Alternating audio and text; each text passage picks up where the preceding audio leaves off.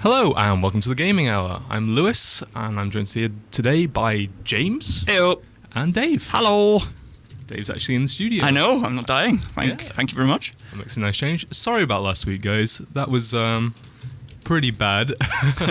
Basically, the online streaming service went down. And we thought we could just do the show normally and then record the show and put it out later as a podcast. But it turns out the recording software was down as well, so we couldn't do that. So we sat here for an hour and a half and talked to ourselves. It was like the best show ever as well. It was like the best show we've done in weeks. We had someone on and he was telling us super secrets that he probably shouldn't have told us. Yeah. Which we now know, but we cannot disclose with you because it's not coming from him. It's a shame.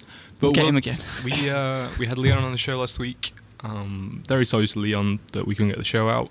We'll get you back on at some point and we'll have a good talk again about game development. He loves talking about PlayStation anyway. I'm pretty sure he'd love to come and do it again. Yeah. We'll do He's like a broken record PlayStation. We'll do a super serious recap of what happened last week. Yeah, we'll do a brief recap. It was just so nice. It was so chilled. We love you. So today, been a few things happened this week. A little bit slow, so it might be a bit more discussion focused this week. But the League of Legends World Finals happened on Sunday. Yes, at 7 a.m. Which was the. I turned up. I woke up and like my friend was like, "Yeah, I'll wake up and watch it with you." I didn't see him until about 2 o'clock. I turned up to see the winner win. 'Cause I was like, for those, I think it was between Samsung White and Starhorn Royal Club. Starhorn Royal Club. Which Like were, yeah, Because it went to 2-1. It went to 2-1, and I was like, I believe. I saw the first blood for Starhorn. I was like, I believe that they could actually take the second game. So walked all the way up to PJ Hall. Just to see Samsung White win. I was like, well, wasted my time. I'd say it was a little bit better than last year. Last year was just a 3-0 Faker Senpai. Yeah. This year, at least, it was a bit more competitive. There was a bit of back and forth. Hopefully next year it'll be like an actual, 3-2 kind of game. It was nice to see Samsung White actually beat Samsung Blue, because from what I know, Samsung Blue was supposed to have always beat Samsung White or something. Really? From what I know, This is trouble against them. This is from my scrub Dota opinion. Scrub Dota. No, I thought they were like the one team that basically. Did they actually lose a game in the group stages? I don't think they did. They lost one game. I think that was against TSM actually. Yes, it was. TSM. That was the one game they lost, and these were sets out of 3, weren't they? Yeah. You know what, James? I'm actually really glad you watched League of Legends. Yeah, I did try, because it's not fair to have a completely biased opinion. Yeah, I've watched a couple Dotas on the noob stream they do, because it's really cool they do that. It's so informative. Like, I was watching the noob stream, and I was like learning so much. Purge, who does the, for those of you that don't know, during the International, which is like Dota's big yearly event, what they did was they put on a noob stream as well. So if you didn't know how the game worked or anything like that, you could actually try and pick it up. And there's characters like Pyrian Flax, who's like the funniest guy, the funniest British commentator there is at the moment, definitely. Purge, who is known for writing guides about helping people to learn the game. Blitz, who's like one of Purge's like best friends and helps him to learn as well. And basically, like, the entire stream was devoted to helping people learn the game, and I learned so much from it. And I've been playing the game for a year and a half. Yeah, it was glorious. But I still think it's nice to have an unbiased opinion as far as MOBAs go. I mean, I prefer Dota to League of Legends, but I'm not going to say League of Legends is a bad game or anything like that. Like, I just have a preference. Yeah, exactly. Like, obviously I don't play Dota and I'm not really interested in playing it. You should, though. You should. I should. Well, I've given it a go once or twice. I'll teach you. We still need to teach you. I need to teach you and Lewis how to play this game. But anyway, yeah, Worlds. That game, that League of Legends game, the opening ceremony was amazing. Did you guys see it? At 7 a.m. Yeah, the Imagine Dragons. Yes, very good. Very impressed with how they, actually came along for that. I see they packed a stadium full as well. It was one of the stadiums they built for the World Cup. Yeah. When it was back in Korea. I think they filled about 40,000 people into the stadium. Yep. It was crazy. Ludicrous. And then the amount of streamers online was ridiculous. I think, how much did Twitch get? I think it was 700,000 on Twitch. It was ridiculous. 700,000. But the Chinese variant got 1.6 million. Yeah. Oh my god. Watching just one game. They say the estimate total viewers for last year's World Finals for League of Legends was about 32 million. Really? Wow. Yeah, total over a load of different platforms, a Holy. lot of different streams. Because it's broadcast on television in some places. Yeah, ESPN this year. ESPN 3, I think, picked it up. I think it was 3. Yeah, that's huge. Yeah, they played it live on television for American audiences. It's pretty big. Yeah. It's getting there. Yeah. Next year, I don't know where it's going to be. Like, hopefully on the moon or somewhere. Yeah. I mean, serious question. Do you think esports will ever be in one, the Olympics, and two, be considered as quote unquote highly by the general population as sports? No and no. Discussion over. Good job, guys. Okay. You already see in the Olympics that there's things that aren't treated as an athletic event. Like you don't see chess in the Darts. Olympics. Yeah. You don't see darts in the Olympics. Bowling. Yeah. The Olympics is for athletic events that require physical prowess. Yeah. Gaming, as much as we like to say, oh, look at these reactions, look at my finger muscles. It's not about the physical aspect. Yeah, that's true. That's true. But what I agree with Lewis. Like I don't in the foreseeable future, I don't see it happening. But I kind of hope like one day there'll be some sort of like varsity. You know, like when we went to varsity, we competed, and everyone was like, "Oh, but you're not doing anything physical. It doesn't count." So but I kind of hope there'll be some sort of like gaming Olympics, like some sort of variant of it, like a Olympics. like an Olympics. Yeah, That would be awesome. That would be pretty good. The Olympics. like just imagine like let's say Dignitas. They've got a team for everything. They got Counter Strike. They've got Dota. They used to. They used They to. kind of sucked a lot. The current League of Legends one's like breaking down a bit, but they still have teams for like practically like every competitive game out of there. Apart from fighting games. They've got a Smash, haven't they? No, that's Decision Cloud9. Arts That's is Fighting game, Cloud9. it doesn't count. But like, let's say like if this like someone like Dignitas gets like a team for every kind of game, and then they have like their own little esports Olympics. Like imagine all the teams for Cloud9 facing against a team for Dignitas, and then that'd be pretty cool. I'd love kind that. of things does happen. Doesn't DreamHack basically do the same thing? DreamHack does a similar thing. DreamHack is an event that goes on in Germany, I do believe. It's a Northern European country, and they basically have lots of different esport games, and then invite so many people that have qualified for the games to play. I think it's more qualification based than it is invites, but I think there's a DreamHack coming up pretty soon. there is DreamHack Oh, Winter. God. It's coming up soon. I know it's got Dota, CS:GO. My Street skins, Fighter's there. not Street my Fighter. skins. I don't think Smash is there. It's because it's not a real fighting game. Oh, Wow, we're doing this. Yeah. we're really doing this right now. Yeah. Why right now? We're trying to learn about DreamHack, and you're like, Smash sucks, guys. Well, this is the Olympics we're talking about. And Smash isn't there, so I It don't know will what be to tell though. you, mate. It will be. Hang on. If singles and doubles ping pong can be there, then Smash can be there with Street Fighter. Why would ping pong be at the Olympics? No, it wouldn't. I'm drawing comparisons to the regular Olympics and the Ping pong Olympics. takes skill. Yeah, have you seen competitive level ping pong? It is insane. Yes, it is The glorious. table doesn't exist. But Technically, it has to speaking exist. of esports, there is Snow Spire, which would be some sort of like Olympics kind of thing. Yeah, that's true. Yeah, Except see we a all lot. suck. Yeah, we all do suck. You do see a lot more of these things cropping up. Like, we do have Snow Spire coming up. That's 7 different games, I believe. Dota, League, CS:GO, Smash, Street Fighter 4. Oh, Street Fighter. Yeah. Are you doing that? Yeah, I'm doing that with Jack. That's 5. I think it's There's more. Wait, what did you Hang on. list? Dota and League and Yeah. CS:GO, Smash, Street Fighter, COD. COD. Yeah, sorry, COD's there. got to remember that's an esport. Mario Kart. And Mario Kart. So that's And Mario Kart. Yeah, so 5 real esports and then COD and Mario Kart. Big shout. Casually abusive. But yeah, it's these big events, and I'm not sure if there's a grand prize overall for who takes it. I think For Snow because we reached a certain point on the Kickstarter, we raised over £4,000 for the event. There's small prizes for first place in each tournament, and I know MSI has sponsored the computer tournaments. So if you win, it's only if you come first place, but if you win League, CS:GO, or Dota, you win graphics cards. Yeah, and graphics cards and motherboards and stuff, which is awesome. Like It's a nice of new them to do Very that. nice of them, yeah. Yeah, that's pretty cool. Yeah, the motherboards are for Dota. If you come first place in Dota, and after our practice last night, I have little hope. Get working, boy. You've got no idea. Like we've got, like with our Dota team at the moment, we have tension.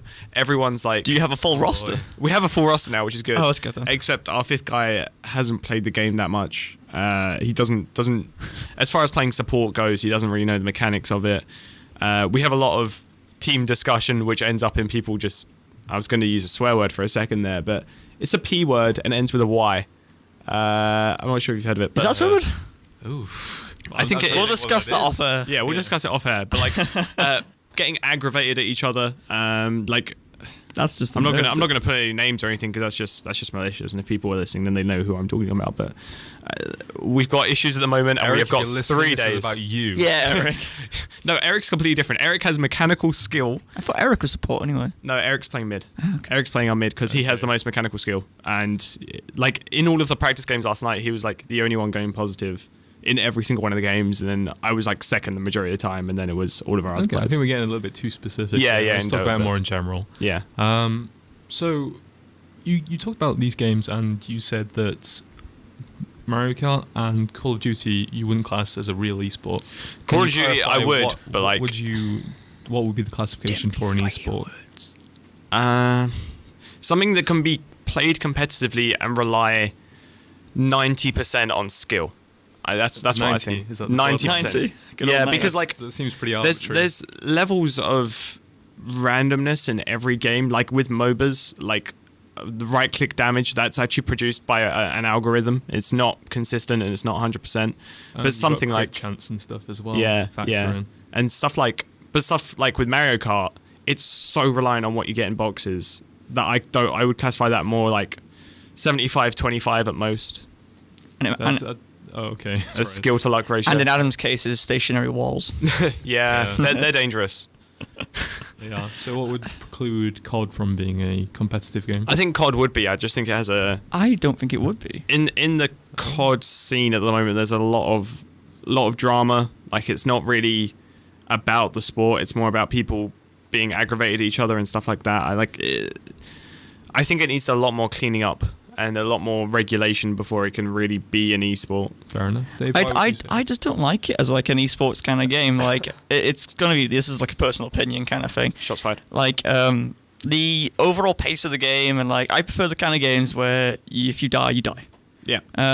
So search and destroy, yeah, there's that. Okay. But all the maps seem to be just too damn close and like it's just too fast paced. I don't like it. It's just me personally. But that being said, Battlefield isn't an esport either. Like Yeah, I know, bigger that's maps exactly and why. slower play. Oh yeah, but you get you get like competitive versions of Battlefield, but they've really like sort of washed out over the years. They're silly. Did you ever play? Did you ever see competitive Battlefield 2?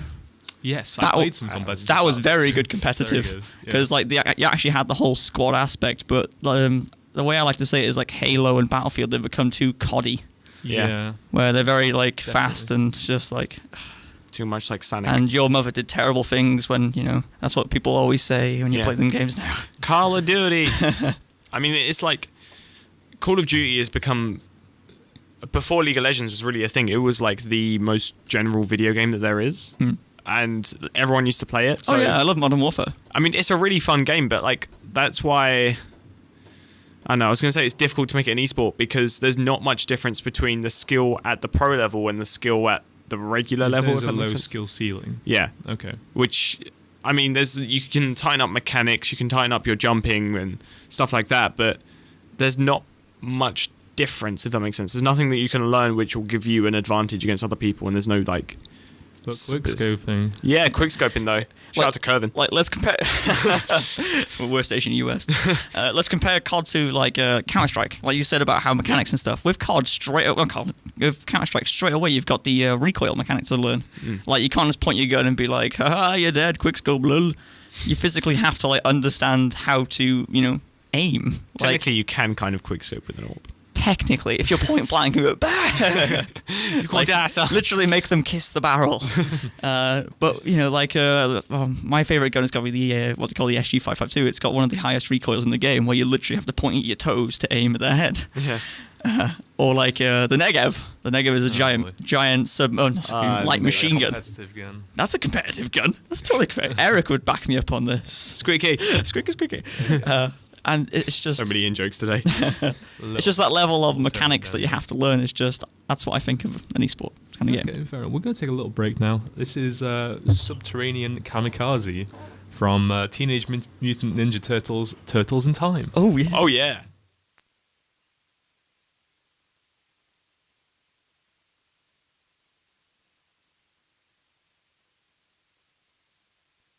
Or at least it should be. Yep. Technical issues, man. Technical If we could issues. find the wire. So, How does the song go? We'll sing it. yeah, we'll sing it for you Teenage guys, don't Mutant worry. Ninja Turtles. Teenage Mutant. Something like that, right?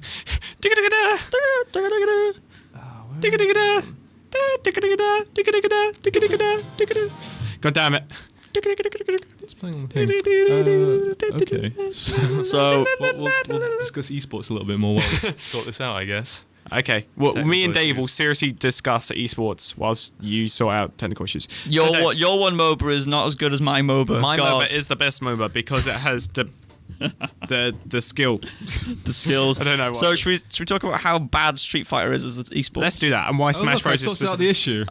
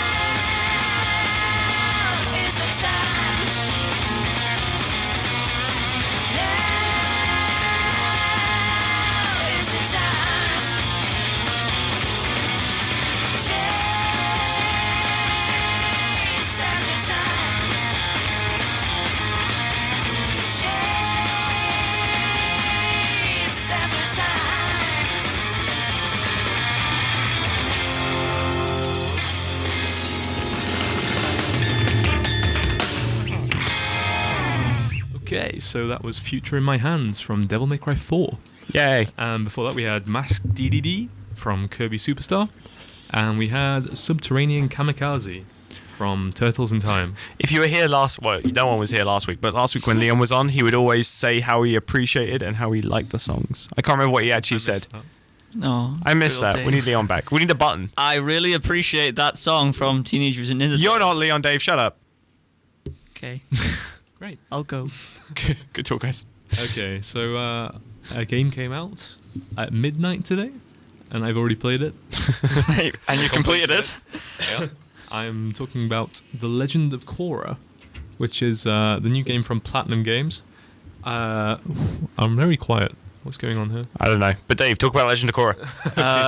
It's a legend about this Korra lad. Korra lad. Dave, go away. So Korra's a pretty interesting game. It's a game that's received a lot of flack on game review sites. I think IGN gave it like a 4.2. Yeah, GameSpot gave it a 3. Wow. Which, in the current atmosphere of game reviews, that's like awful, unplayable. Yeah. Like anything below a 5 is pretty dire. Yeah. I think that's kind of harsh. Hmm. I've played through the entire game, completed it, and I can see how from the first half hour you could see how it's a terrible game. Yeah. It definitely starts slow, really does. Before you, because you start and all your bending powers are gone. Nice. Like I guess I should clarify. I am not a fan of the show. Hang on, is this Avatar? This is Legend of Korra. So Which is like the similar to follow-up. Avatar. It's It's the the one follow-up, after. basically. It's 100 years after. I was like, I swear Korra was like the girl in Avatar. We'd like to apologise to any Legend of Korra fans. We don't know much about the series. It's about 100 years after Yeah. The Last Airbender. Oh, okay. I think. Something like that. Yeah. Or maybe 50. I don't know. Well, what? It's a period of time after period The of Last time. Airbender. It's It's Aang, isn't start it, of Matt? industrialization. Hang on. So the difference is that I'm not really a fan of the show. I'm not saying that I hate the show. I just haven't really followed it. So I was going into this completely fresh. I had like no preconceptions about the game other than that it was made by Platinum, which is the developer that I really like. Bayonetta was great. They've made some good games. And Bayonetta 2 is coming out like, in a few days or something. So this was a project made by the B team. It was kind of a side project to Bayonetta just to make some cash on a licensed game. So yeah, the game definitely starts slow because you're stripped of all your bending powers and you have to go through this typical action storyline of you need to go through and get your powers back and learn how to master the Is there like a elements. legitimate reason why you lose your powers, or without spoiling the story here? It's explained in the game. I don't know. So is it like sort of like a Metroid kind of thing where you We suddenly need a have plot. no powers? Sorry, Is it something like a Metroid thing? We have no powers anymore. I don't know. Are you No. talking about other M here? Huh? What Talking about In the Metroid. Metroid series, you're like, I am fully powered. The next game, you're like, oh no, my powers, they're gone. Or like no, in, there's a reason. Oh, there's a legitimate reason. You start with all your powers and then you're stripped Okay, of them. cool. That's pretty cool. It's like Assassin's Creed Brotherhood, where you've come out of Assassin's Creed 2, like having everything. Or and then you're Assassin's Creed, the first one. basically every Assassin's Creed, where it's Pretty like much. you have all of the items, and look at that, the place where you were storing all the items got destroyed. Oh So dear. yeah, you've got to go through the game, get all these powers back. Okay. It's kind of slow in how they deal it out. Like the first part of the game is really, really, really slow because you have no bending powers whatsoever. So you're literally just relying on punches and kicks, and Wow. it's really clunky. Like you can tell, like the game isn't designed with just punches and kicks in mind. It's pretty terrible. But then once you start getting your powers, it becomes a really fun game. Like it's very satisfying to use the powers. And especially when you start being able to mix the powers up because you can switch between all the 4 elements on the fly. Nice. So you can like hit someone at long range with with water, pull them in with like a water whip, and then switch to earth and knock them up, and then jump up and hit them with fire. You sound really excited about this. Yeah, it's a really fun game to play once you get all the elements, but there's just too much of a build up to that point, I think. There's too much of the game where you only don't have the powers, and then you unlock one power, and it's kind of lame. Yeah. Because it's like, okay, I can throw water bolts at you and not do much else. But it really comes into its own later on in the game where you can mix between them. Yeah. And once you get to that point, the gameplay is really, really good. I mean, Platinum Games is a studio really well known for their gameplay. Yeah. And it definitely shows here. One criticism I would have is that they reuse enemies quite a lot. There's maybe 5 or 6 different enemy types in the game. Yeah. And that it it? gets pretty repetitive pretty fast. There's one robot mini boss that shows up like in every level. It's pretty bad. And other than that, it's literally just dudes and the same 3 character models for the benders. Is it kind of like a Dynasty Warriors kind of thing? Kind of. Like, on there like is some similarities lesser to scale. that. Sorry? Is it like on a lesser scale sort of thing? Or? No, on a greater scale, I would say. Really? Oh, well, I've seen in what sense you mean? What scale? Oh, I mean, like in Dynasty Warriors, there's like literally about 1,000 enemies. Oh, on the not in screen. enemy scale. No, I mean in combat mechanics. Oh no, I It's- meant it's- like enemy it's- scale is beating the hell out of like 100,000 people. No, it's more focused than that. But in combat depth, there's more to it than Dynasty Warriors. The combo system does work kind of similar. It's XXY combinations, but you can switch. You can use the ending Y attack at any point. There's a separate input for that. So you can definitely mix it up and create your own combos and stuff. Yeah. It's definitely a fun game to play. Don't expect too much from the story. There's really not much there. Is it like sort of like what's the word? It doesn't actually exist in the Legend of Korra storyline. I think it does, but it's kind of in its own little bubble. Yeah. It takes place over the place of like a week. I think Korra takes place over several years, from my understanding. It's like a Injustice. Oh, that's kind of in a different universe, but Yeah, it's That's a similar. different universe, but this is like it is canon, I guess. Yeah. Yeah. But it takes place over like a week, and Korra is definitely something that takes place over a longer span of time. So it's understandable they could skip over it this week. Yeah. And kind of the way the plot's resolved is very self-contained. It doesn't really have any consequences on the rest of the storyline. Yeah. So yeah, that's fine. It's quite a short game. Yeah. 4 hours it took me to beat. Really, 4 hours. Yeah, it's only £12. This is the thing. Oh, okay. A lot of people are reviewing this game like it's a big AAA game that's been released for £60 or whatever. Yeah. This is a £12 game. Wow. 4 hours for £12, I can get behind that. Yeah. I mean, that's fair enough. I mean, you're effectively paying £3 an hour, which is, as far as expense goes, cheaper than going to see a Call of film. Duty takes like 6 hours to beat, doesn't it? Yeah. Something ridiculous. It depends, short. because if you play it on the easier modes, you can literally just run through without having to kill anything. Then when you Which play is- on Veteran, you want to pull your hair out. Yeah, COD 5 Veteran, don't do it. Oh, this is a point. Sorry, Dave. I'm just going to say that Korra is a very difficult game. Is it? People Is are it- going to get very frustrated if they play on normal mode straight away. I did power through the game on normal. Yeah. There are a few sections like that are pretty tricky. Yeah. Like the second scenario in the game is very hard to beat. It took me about 7 tries to beat. Yeah. Ouch. Yeah. So would you say that the reviews are kind of unfair? So in the sense definitely. of if you are a Korra fan, you're obviously going to enjoy it more. Yeah. I'd say that I'm not a fan of the show, as I said, but if you were a fan of the show, there's a lot of attention to detail there, and there's lots of animated scenes in the game, animated by the same development team, the same animation Oh, that's studio. pretty cool. The animation is pretty nice. All the voice cast returns from the original show. There's nice little nods to the show that went completely over my head, but there's little items you can pick up that are like references to, oh, this is this character's toy or whatever. That's pretty cool. And it's like, okay, this doesn't mean anything to me, but Yeah. I'm sure for someone Someone who's a would fan of the enjoy show, it'd be a nice little nod. Yeah, like when I saw these reviews and stuff, like I'm not interested in playing the game. I've never seen Korra, but I'm a huge, let's say, One Piece fan. Okay. And there's like these like Dynasty Warriors kind of games coming out, and I'd play them and I'd enjoy them just for the sheer fact that it's One Piece kind of thing. Okay. So like when I saw these like IGN reviews of like 4.2s, I figured it would be kind of unfair, but I couldn't bring myself to care because I don't like Korra. Do you want to hear some reviews? Because I've got them right here in front of me. Sure. Let's give you some. Right, so this is all from Metacritic. I'll give you a little bit more explanation in a second. But no positive reviews at all on the game. Nothing. Nothing Destructoid positive. gave it a 70. Destructoid gave it a 70, but that's not considered positive under Metacritic. It's like Okay. 74 and up is considered positive. And Destructoid basically said, while Platinum has done a great job in terms of delivering a solid action romp, the jarring cutscenes and open and shut story leave little in terms of replay value. Avatar and Korra fans will likely rejoice at the fact that they're finally getting a decent game. Yeah. Yeah. That's pretty much what we just said. Yeah, I would agree with that. IGN gave it a 42, and the summary is, I can't recommend it to anyone. That's the summary on Metacritic. I read through the review. One of the main criticisms was the story, which I feel is the wrong aspect to focus on. Yeah, it's when like approaching this game. It's like playing a MOBA and being like, where's the storyline, man? I don't get it. When you're approaching a platinum game, you have to expect to focus on story, focus on gameplay, sorry, and not too much focus on the storyline. I think most of the games are very simplistic, and the story is more of an excuse for the action rather than the other way around.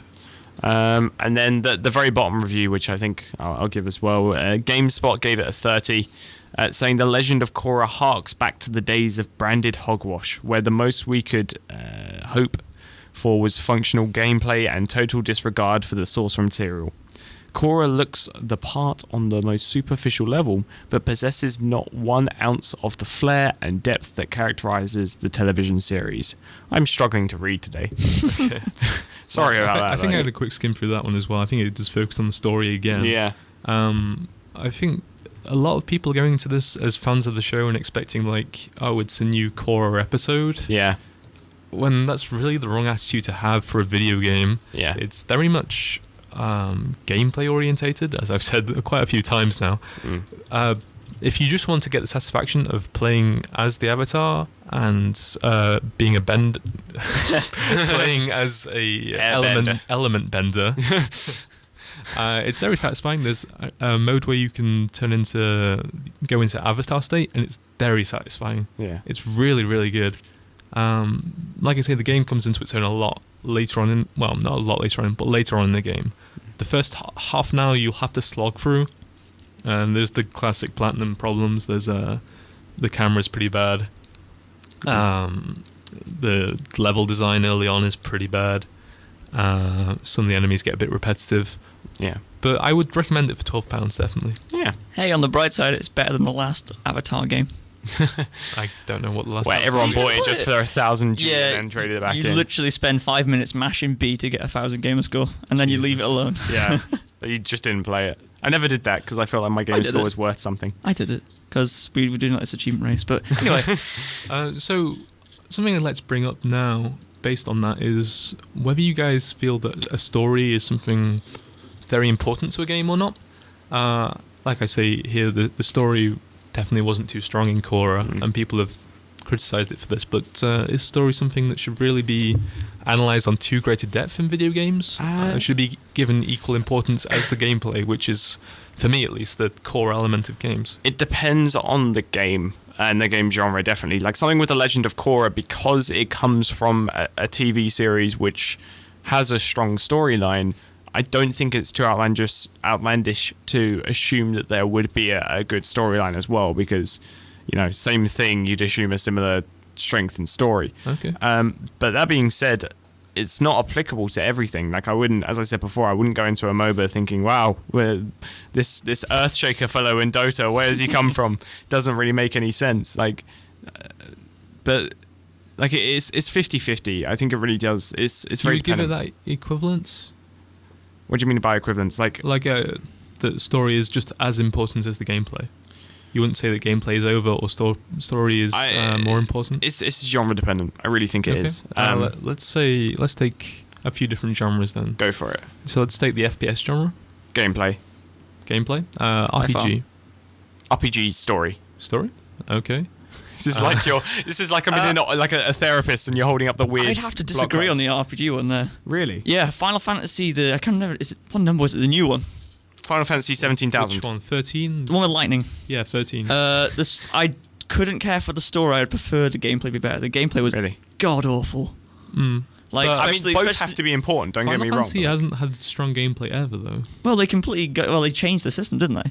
I broke the rules, man. I mean, they changed the system in every game, but the gameplay still isn't good. Yeah, well, I don't think anybody's playing Final Fantasy for the gameplay. I play it for the gameplay. Really? I play it for gameplay and story, but I kind of like a balance. I can never remember the numbers. Is it? Which was the one where you can walk around literally just whacking stuff? 7? What? No, it's like the mechanic of it. Instead of the usual, you're walking along and then no enemy, and you have to do the. No, is it 12? I think it was 12. Yeah, I'm Captain Bash from Dalmasca. That one. No, you don't know. No idea. I can never remember the names, but basically, I haven't played all of them. But instead of the bog standard walk around, find an enemy, then take turns whacking it. You literally walk around, you see an enemy, they run at you, and then you just use spells and Yeah. So like Kingdom Hearts. Kind of like Kingdom Hearts, but not as much freedom. I think 12 had a similar system. I really enjoyed that system compared to the usual whack 'em turns. Okay. So the story wasn't great, but it was a nice balance. Fair enough. Well, I say I play Final Fantasy games for the atmosphere rather than the story or the gameplay. I think there's a very distinct difference between story and atmosphere. You can have a nice atmosphere created by the music and the scenery and the setting. Ambiance. And the writing could be horrible. Yeah. It's one of the reasons I love Final Fantasy VIII so much, is that the gameplay's functional. Is that the one with the knight wearing makeup? No. Which is the one with the knight? That's 9. Okay. I should just stop talking about Final Fantasy. That's terrible. Steiner, you're talking about. Yes. Yeah, okay. But there's a very distinct difference between story and atmosphere. Like, the writing in 8 is pretty bad. It goes really crazy in the later half of the game. It goes into, like, time dimensions and they pull a boss out of nowhere. Yeah. And stuff like that. But the atmosphere is just amazing in that game, which is one of the reasons I love it so much. Yeah, but just laugh. Ha, ha, ha, ha, ha. Wow, it's like 7. I have a small confession. I've never really played much of a Final Fantasy game before. I'm not a huge Final Fantasy fan either, but I've played a couple. But you still try. You still give the genre a chance. Yeah. But I lost it when someone was like, yeah, the new Final Fantasy game is great if you sludge through 20 hours of just... Ugh. Wow. That's the stupidest thing I've ever heard. I played a little bit as a kid. I think I played 7 or something. I'd always get up to this point where, like, I was trying to save a princess and she'd get eaten by a plant. And that damn plant would always kill the princess. I couldn't kill the plant without killing the princess. That's where the game always ended for me. I was like 5 at the time, but still. But when you were saying shooters and the whole story kind of thing, I think they're starting to cater towards story over gameplay now, I think. Like, especially since the, what's it called, Advanced Warfare, the new one for Call of Duty? Yeah. They got Kevin Spacey. Yeah, but that's just having a celebrity there so people buy your game because it's a dying breed. Yeah, but they're trying so hard with the story, and I don't care about the story in shooters. Like, Same. Well, obviously, like the stuff for let's say Halo. Yeah, that was that I care about. That was pretty good, but it's just Halo Reach's storyline was, I think, the best story I played in a number of years. Halo Reach. Yeah, Halo Reach's story. I feel like the ending mission was pretty good. Yeah, and kind of gradually progressing, and I feel like it's fair enough that I don't have to say spoilers for everything, but like as people gradually die, I actually felt like not a resemblance, but I actually felt like I was missing a large part of my team and stuff after that, and it was really sad. Yeah. Okay. But music time. Yeah, take a little break now. So we're talking about Final Fantasy. We're gonna play Fight On from Final Fantasy VII.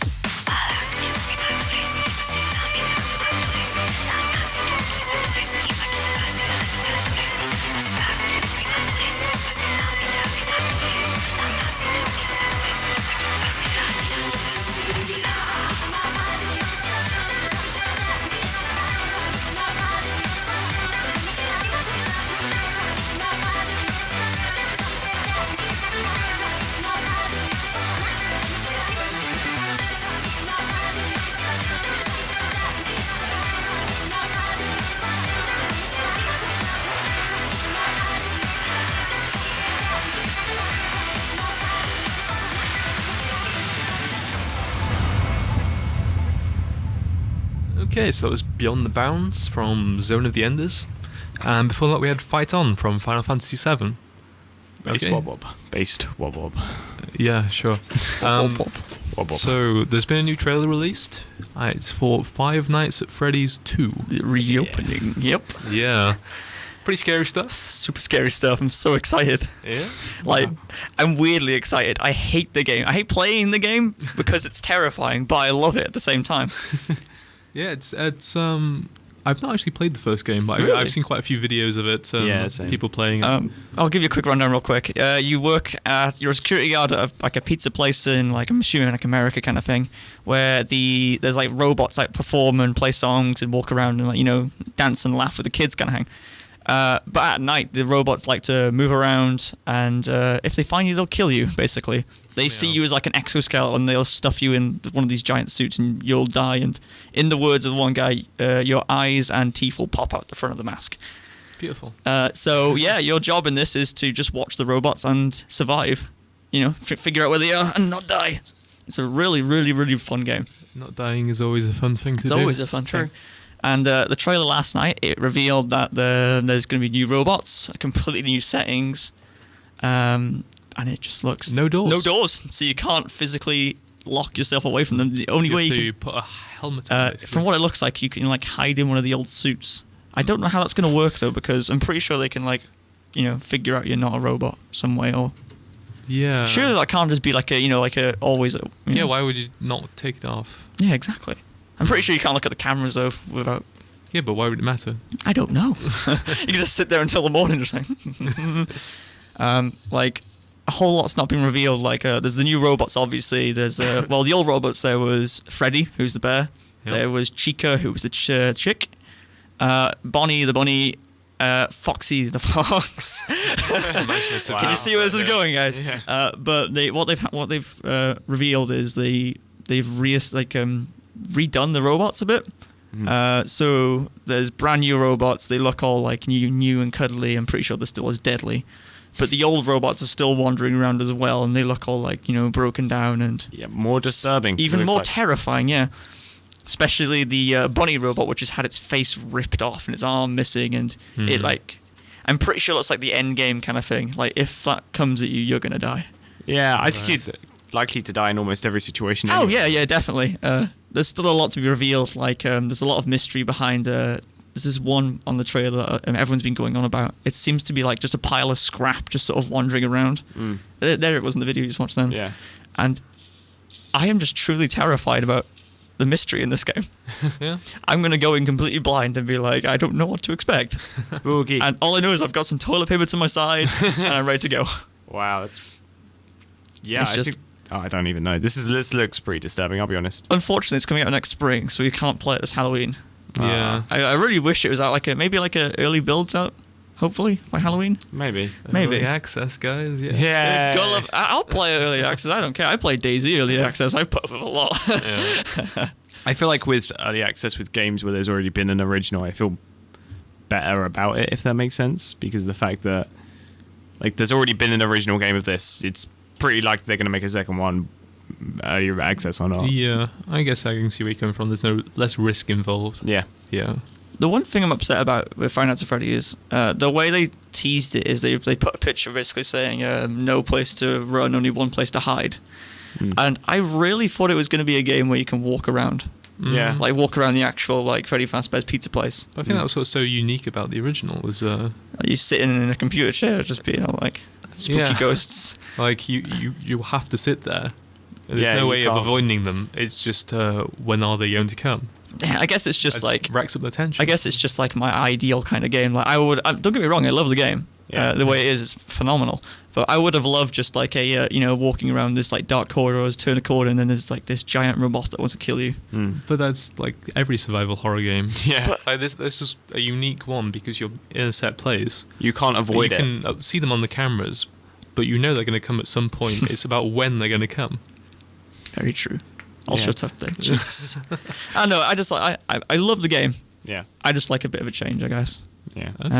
I like with the change with the doors. Like I'm really interested to see how that's going to work because there's two vents to your right and left in the video, Yeah. and so the lights are still there.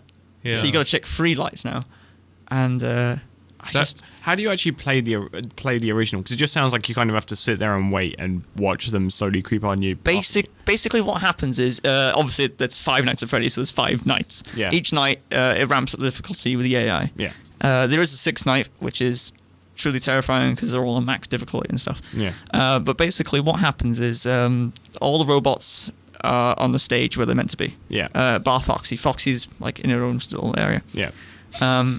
And you have to check the cameras. If you have to watch the cameras, and if you don't watch the cameras, the robots will become more aggressive and they'll also come get you. Yeah. So you have to watch the cameras, see where they are, and eventually they'll start moving from area to area to area.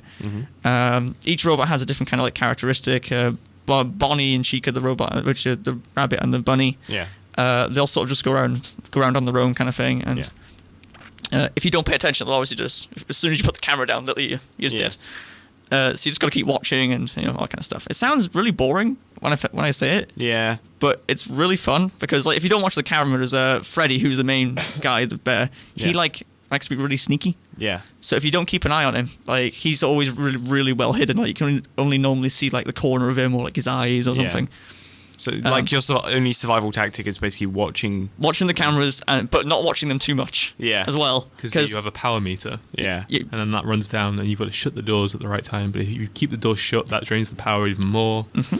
But if you watch the cameras too much as well, Yeah. Foxy, who's the fox, Yeah. hides in this place called Pirate Cove, and the more you look at the cameras, or the less you look at the cameras, you have to like look at them the perfect amount. Yeah. The curtains will slowly open, and Foxy will run at you. And, Wow. But you've basically got no time to shut the doors because he runs that fast. Wow. It's a very Yeah. fun game. You've got to react pretty quickly. Oh yeah. That sounds disturbing. Just Like a horror game. If you're listening to this, just play the game. Just grab some tissues and Prepare to cry. don't play in a dark room. You'll hate yourself. But if you really do like this kind of like spooky kind of like jump scares, it's definitely worth a play. Yeah. Fair enough. And hopefully the second one will be the same kind of received. Yeah, I can only hope. Okay, so a little bit of news that came out was an indie developer who threatened game renewal has had his Gabe has been pulled. Something. His game has been pulled from Steam. Yeah. So I think the backstory to this was he had his game on Steam, and it kept on coming up that it was an early access game when it wasn't. Yeah. He got very frustrated about this fact, and he vented about it on Twitter and sent some death threats, I believe. Yes. And then in response, Steam have pulled his game off their platform. Yeah.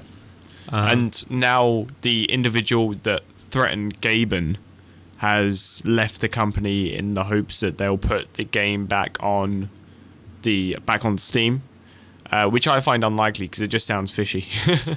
It just sounds like they're trying to get the game back on there, and then they'll just give him a cut. So was it a completely finished game?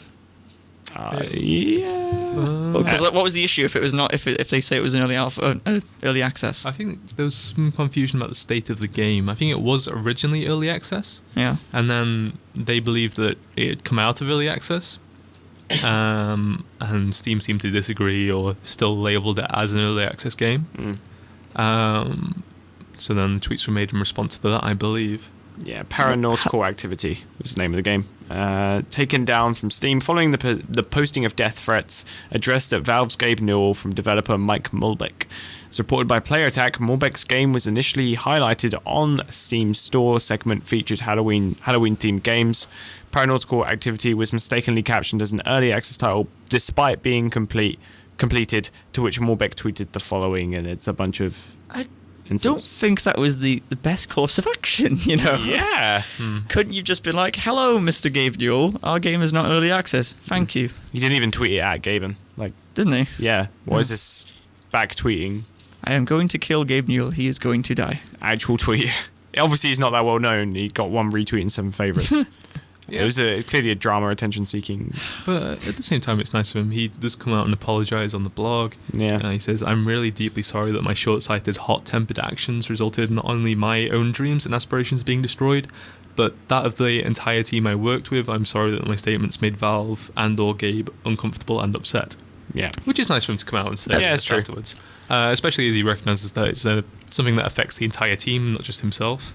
That's pretty good of him, to be fair. Yeah. I'd And be he's- mad if I was on the team, though. And he's resigned. He's sold his half of the company to, I think, to Travis. I'm guessing that's one of the other people working at the team. Giving up all his rights, all intellectual property rights. He won't receive any money from the sale of the wow. the game. Yeah. Okay, then. So he's trying to salvage it for the rest of the team, then, basically. Yeah, or That's any nice. other future games that the team develops. Yeah. Like, it's a difficult one because I don't think the tweets weren't made in jest, but equally the combination of the tweets not being made in jest and someone threatening someone else's life, like normally you do that as like a joke, like I'm going to kill you. You don't typically mean it seriously.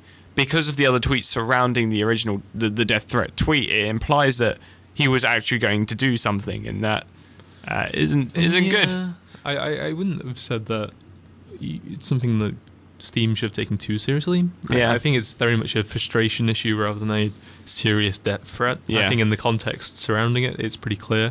Yeah. But at the same time, it's clearly wrong to send it any sort of death threat. Yeah. We can't really read his tweets live on air because half his vocabulary is swear words. Yeah. Yeah, it definitely wasn't the right way to approach the No. issue. We need a not. beat button. I should, Okay, Dave, I'll be your beat button. Ready? okay. okay, This is can gonna you go read- so Alright, wrong. right. I'm gonna mute these Which one are we microphones on a reading? whim. Ready? The third one. Third one, okay. 3, 2, 1, go. Beep. Steam is just taking money out of my pocket, misinforming people that my game is in Beep. early access. There we go. They're all the same word. Now, if you can send what word that is in to studio... No, don't do that. We'll send you a special prize. But in 2 to 3 I weeks. think his greatest misjudgment here is that Gaben can die. he is eternal. He's God. Or praise Gaben. Praise Gaben. No, it's really unfortunate for the team. That's who I'm thinking about here because they've worked like just. Yeah, it's a massive shame. Like, I know a lot of work goes into game development, and this guy was one of a team of about 6 that worked on this game. Yeah. So to waste all that effort just from a few angry tweets, it's a real shame for the rest of the members on the team. But it's still pretty good of him that he's trying to salvage for the rest of him rather than thinking of himself. Yeah, definitely. Just to look at the reviews of the game, because we're in a review mood today, I guess. It's only got 1 review, so it's obviously not the biggest game in the world by Spazio Games. I gave it a 75, so positive. Paranormal Activity is a game that tries to mix FPS and roguelike mechanics.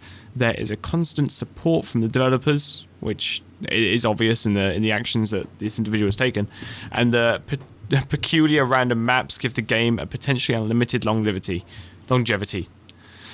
If this type of support will be maintained even after the official release, at the launch we will face a quality product that will do nothing but improve with time.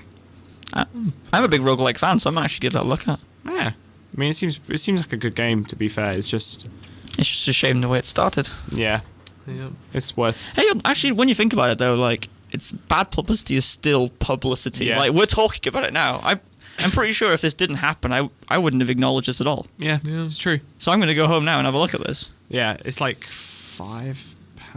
Like, well, if they can get it back on Steam, is it on Steam again now? No, it's not. Yeah, that's the problem. We can't buy it. Oopsie. If it's on Steam, I'm probably going to have a look at it. So okay. Who knows? It's like a double-edged sword for these guys. Yeah, but some people might immediately dismiss it as that game with the Death Threat developer. Which I'm not going to do this. Yeah. But yeah, like I guess that I've come in here thinking that, and now I'm just suddenly thinking I'm actually going to give it a look. Yeah, I mean it sounds okay, but you know. Fair enough. It might be a rubbish game anyway. Yeah, it might just be a rubbish game. I'm still going to look at it. Yeah, true. Because I like my roguelikes. Video games are fun. Video games, that's what we like to talk about. Okay, we're going to play a little bit of music now. This is Sanctuary from Kingdom Hearts 2. Best song.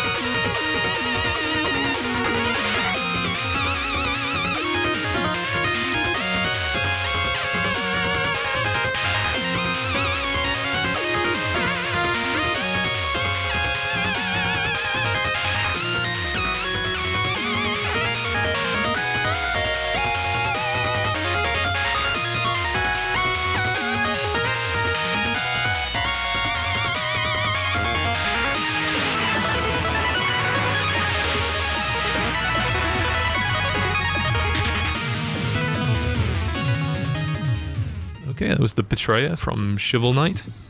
Good game. Shovel. Shovel. And before that, we had Sanctuary from Kingdom Hearts 2? Yes, 2. Okay. That was a weird version, though. Yeah, that was a remix. We couldn't find the original version. Well, I had the original version, but under a different name. Is it called Passion? Yeah, I think so. Oopsie. So, Time Crisis 5 is coming out. Yay. Yeah, it's having 2 pedals. One to come out of cover and one to flank your enemies so you can get around those pesky shields. And you can get shot in the face and spend more juicy pounds. Yeah, pretty much. I'm quite a big fan of the Time Crisis series. Oh, yeah. I enjoy it. Yeah. It's my go-to game in the arcades. Mine's House of the Dead usually, but I do love my Time It's pretty Crisis. good, yeah. Do you guys think arcades are still relevant? That side kind of says we Want them to be. we want them to be, but they're not really. Like if you go to like a beach or like a big city and you see an arcade, You're like, I've got nothing to do with my time. I'll go to the arcade. yeah, you'll spend a couple quid, but I wouldn't go like out of my way to go play it. It's not something I do when I have a free minute, just because of the fact that games nowadays are so cheap and easy to access. I might as well just play on my PC. It's weird though because you can't really play a Time Crisis game at home either, can you? They've tried. I had the Time Crisis gun back in my day. It didn't work that well, did it? Not really. No. But it did a little bit. It tried. A little bit. It tried. It's like Duck Hunt all over again. Oh, you can buy the light gun, but it's not really the same experience. No. Yeah. Like being out in the open in the arcade, I've never foot on the completed pedal. one. No. I've always That'd be wanted far to, too but expensive. it'd be like 20 quid, something like that. Yeah, but no, it's an interesting one. Like, did you guys have much experience with arcades growing up? Oh yeah. Yeah. I grew up on arcades. Like I'd always get pocket money off my nan and always go and play House of the Dead when I probably shouldn't have been playing it. Yeah. House of the Dead 2 was just it was my jam. Yeah. I mean, back in Essex, there's a little place called Southend-on-Sea. I'm not sure if you've heard of it. Probably not. But basically, there's a long strip of just arcades and stuff. And every so often, I used to go down there with like my dad and my brother. And we just used to go on arcades and stuff. And it was good fun. It really was good fun back in the day. But Yeah, I always used to go on holiday in Barmouth. And there was always that one big arcade right on the beachfront there. It's beautiful. Like Eddie Butlins. Eddie Butlins. Yeah, I would say I didn't really have the same arcade experience. There was a bowling alley that had like a few different games, but not really the big arcade that I get the stereotype of. Yeah. From what I understand, it's very big in America, or at least it was. Yeah. And there's definitely an arcade culture. I believe the arcade culture is still going strong there. Not as much as it used to be. From what I understand, it's kind of dying off now. Really? Due to consoles and people playing from home a lot more. It's understandable, I think. Because a lot of the fighting game tournaments that I follow, they're held in arcades. Yeah. And a lot of them are in serious financial trouble. And it's these weekly fighting game tournaments that keep them stable. If they didn't have these, then they would go under pretty fast. And a lot of them already have. There's been a lot of stories of big arcades in California is where a lot of them are held, going under. Oh, wow. Well, saying that, though, I was in the Trafford Centre recently in Manchester. Yeah. And they've got a huge arcade there, and it was packed to the brim. Really? Wow. Yeah, like there's like obviously the old classic kind of games, but you have stuff like Guitar Hero is now in an arcade game.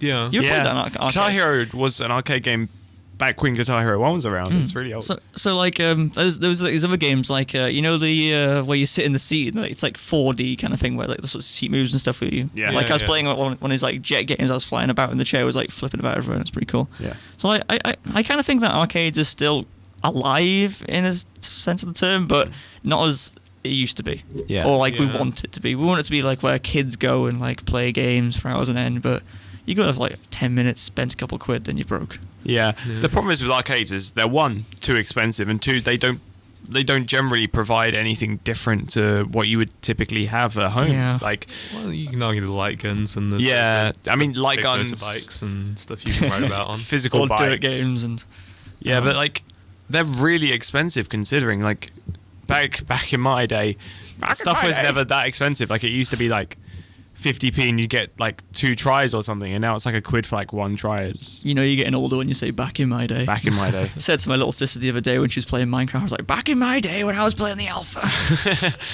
We didn't have none of this modding malark. But for the Time Crisis game, like, there's the scene's dying, but if I see that, I'm going to squeal. Yeah. And I'm going to like, be a 2-year-old again and go jump on that bad boy. I think it's coming out in Japan in March, and I don't know when it's getting released in the West. Like, a year after, probably. Probably, likely. yeah. How's Japan's arcade scene? Is it like... Yeah, better, they're pretty big. There's a lot of dedicated arcade scenes. They have a different system there. Yeah. They play a lot on credit. Yeah. You can just like charge up a card. And, Oh, yeah. Some places have tried to do that That's here. pretty It hasn't really cool. worked out. I like that. Because it turns out the cards are really expensive. I don't think it'd work here, though, because, like we've said before, the arcade scene isn't really big here. It might work in America. Yeah. Like, I mean, if there was, I'd be more willing to, because it would imply that the arcade machines cost less, yeah. if that makes sense. If they slapped an arcade like in Pontio with a credit system, I'd That'd go. be pretty cool. That would be pretty cool. I'd use the hell out of that. Look out for it, guys. 2020. No arcade system. in 2020 Pontiac. arcade. Time Crisis 7. All the games are in Welsh, though. Oh boy. Oh, what is that? Oh. I just get Dave to translate for me continuously. I can't translate. I can say kaken and pescoden, which is fish cake. Useful. You're Welsh. I'm Welsh in the sense that in my Welsh lessons, I talked about paintball repeatedly, nothing else. But yeah, anyway, it's just a shame that the arcade scene's dying. Yeah. Yeah, like- it's kind of a shame. Like with like Rill and stuff, like all the arcades are shutting down as well, and it's Rill though, to be fair. like the context I've seen a lot of these arcade games is on add-ons to other things. So Yeah. like in the cinema, there'll be a little arcade corner. Like I said, in the bowling alley, there's a little arcade corner. That seems to be the future. I think they're just adding They're a just couple of sort of machines there. into other things. Yeah, Let's make a like, couple rather extra than like quid. a Occupy 5 dedicated minutes. building for arcade games. Well, saying that though, like what do you call it? In places like where there's going to be huge crowds, there's always going to be huge crowds. Like I said, Trafford Centre, huge crowds. Arcades will always make a bomb. Like Alton Towers, there's 2 rather big arcades there. Yeah. For people like me I used to be really scared of roller coasters. I'd always go there and play on the arcades and stuff. So you'd pay like 40 quid to get in and then spend more money on Then machines. another extra 40 quid on arcade. Damn it, yeah. Dave. Spooky roller coasters. So like you said, they're always going to be like an extra thing on the side. Yeah. But especially in big places like the Trafford Centre, that is making a bomb. Like Yeah. it's got its own, what's it called, bumper car thing inside the Trafford Centre Really? in an arcade. It's insane. There's a huge bumper car ring in an arcade, and I was like, "What on earth?" Maybe we should have a trip out to the Trafford Centre. Yeah, I went to go have this food called Five Guys. It was really nice. I need to have Guys some is Five good. Guys. Like, not. BUGL trip to the arcade. Let's go. Well, next time we go to Manchester, if Yeah. ever. Worth it. Barbwell, if you're listening.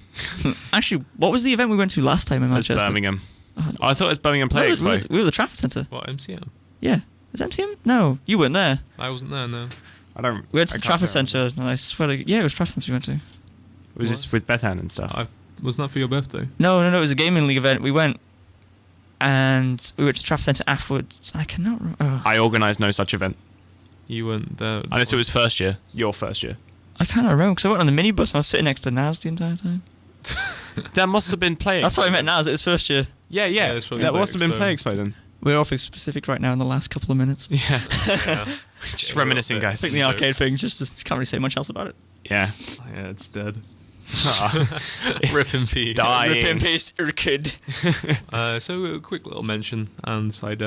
Sean Levy Sean Levy. directing the Minecraft movie. Yeah, there's a guy. Yeah, basically the Minecraft movie is slowly starting to come together a little bit more, which pretty sure we'll Bob's express knows. more opinions about it next week, I think. But Sean Levy directed Night at the Museum. Am I correct? he has directed Real Steel, Night at the Museum, The Internship, and Date Night. That's his 4 on his IMDb page. That's the 4. That, Okay. They were like I hear Real Steel is pretty good. I've heard bad things, to be honest. Really? Yeah. It's Hugh Jackman, isn't it? Yeah. And now for the movie hour. The movie hour. Let's go, boys. Movie 5 minutes. I love The Room, the film, the best thing ever. But there's definitely quite a lot of video game movies scheduled to be coming out at least. Yeah. So there always is. There's the Warcraft movie is supposed to be coming out. Oh yeah, yeah. that's been in development for years. I'm going to hasn't watch that just because of Warcraft, not because it's any good. Yeah. But how are they going to do this Minecraft film? Like, is it going to be like a Lego movie kind of thing? it? Yeah. Where it's like a parody of itself? Yeah, I think it would have to be. Because you can't really make a story. Like, the Endermen came and I had to build a house. Creep Dun, dun, over dun. my It's house. It's like I Am Legend, but with Steve. To be fair, like Hiding in a blocky bathroom. if somehow with Minecraft they can make like machinima and effective stuff like that out of. Yeah, but it's very short things. Yeah, Like, but none of this ever lasts more than 10 minutes. Steve and the Adventure for Diamonds. It's got like his It sounds like a children's book. Why would anybody watch that? I don't know. Why would this anybody is make a what is Minecraft interesting site, about it, because I kind of want to know. So I'd kind of go and see it.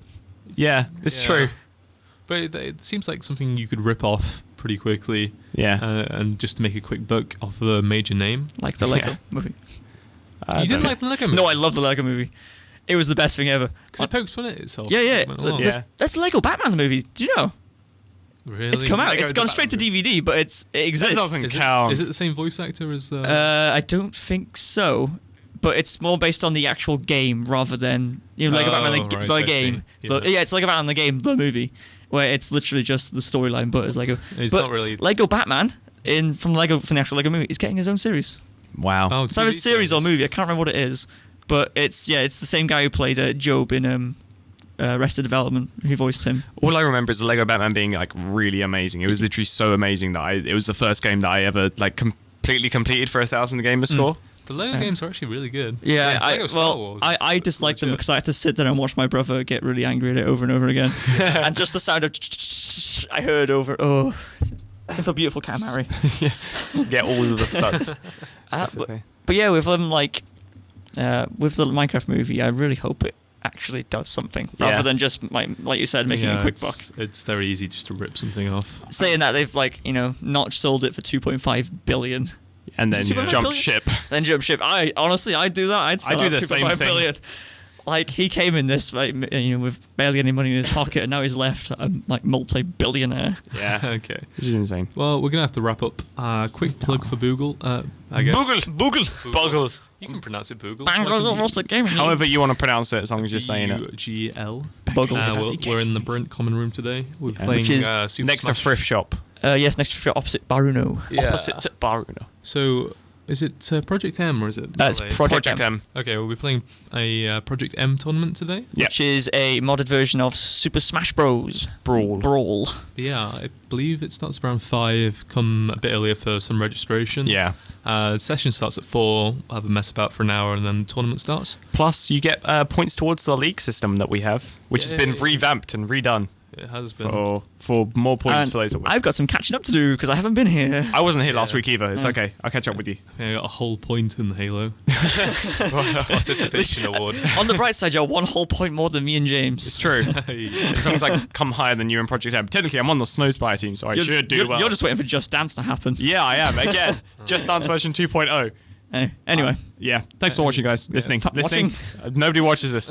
if someone's watching us, that'd be kind of creepy. We'll set up the camera next week, don't worry.